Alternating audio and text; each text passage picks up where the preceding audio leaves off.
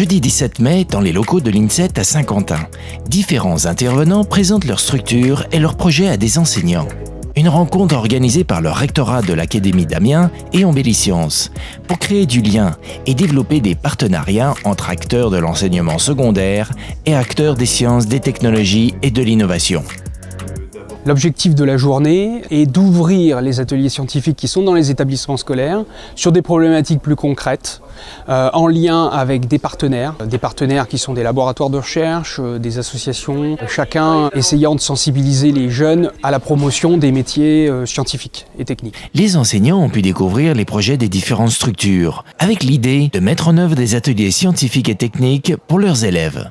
Les ateliers scientifiques sont des temps très particuliers qui sont mis à disposition des enseignants par l'Académie pour expérimenter. Et donc les élèves vont découvrir des choses nouvelles à travers notamment la robotique comme on l'a vu ce matin, mais aussi la chimie, la SVT, de nombreux domaines qui peuvent être actualisés aujourd'hui. Et le but, c'est de leur ouvrir l'esprit, d'exercer leur esprit critique, de leur faire prendre conscience des réalités du monde dans lequel ils évoluent, pour qu'ils puissent eux-mêmes prendre part au débat de société et qu'ils puissent comprendre le monde dans lequel ils évoluent. Les partenaires vont apporter différentes choses. Une ouverture sur le monde, ça c'était très important, des expertises et aussi évidemment des outils nouveaux qui permettent de faire la science d'aujourd'hui.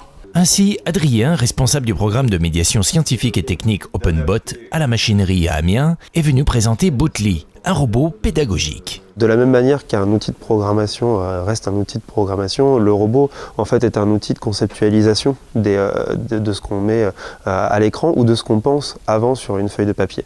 Et le fait que le robot dessine, en fait, ça nous aide dans la pédagogie auprès des enfants à conceptualiser aussi des déplacements.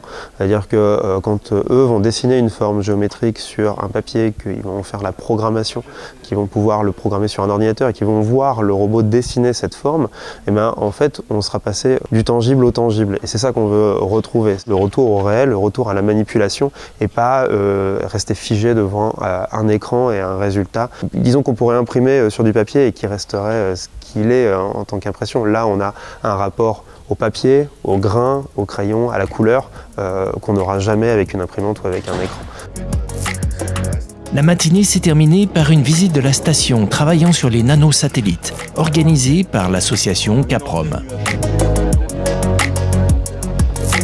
J'ai une grande habitude en fait de ces journées de stage ateliers scientifiques et techniques parce que j'en fais depuis longtemps.